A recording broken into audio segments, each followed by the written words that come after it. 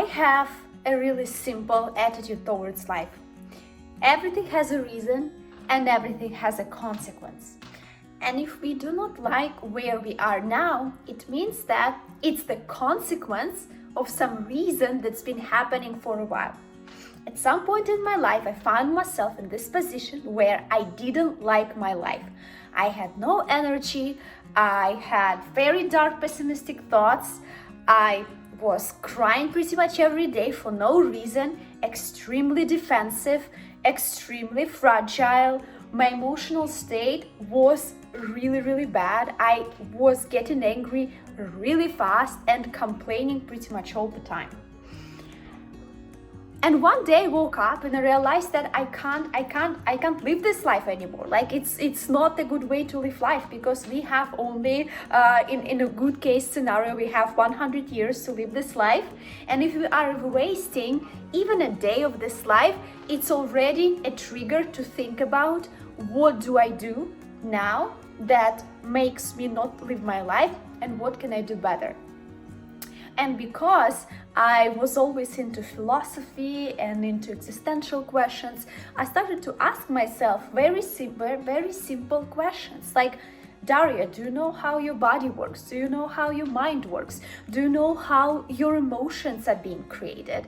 And I had answers to neither of those questions.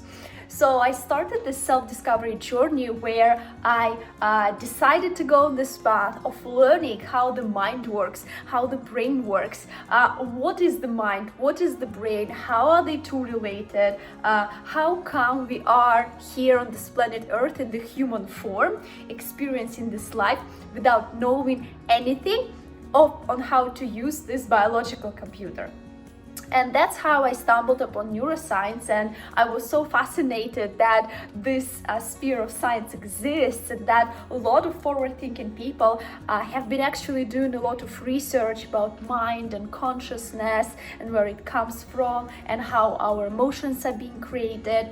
And this is how I started. And back then I was living in San Francisco, so I had the best scientists in the world from Berkeley and Stanford and UCSF and other universities nearby. I had them literally so close that I could get mentorship from them. So what I decided to do, I created this non-for-profit organization, Brain Power Hub, where I was personally inviting top world neuroscientists to do public talks for people. This is how I basically got a lot of mentors who are super amazing, who taught me a lot. I learned from them a lot. And after I applied all the knowledge that I learned, and after I've been seeing people going through the same transitions in life, going through the same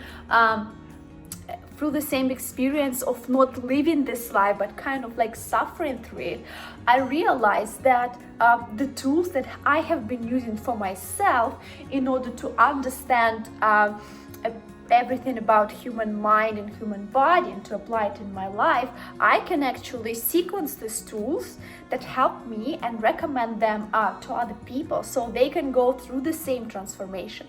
So yeah, this is my journey in a nutshell.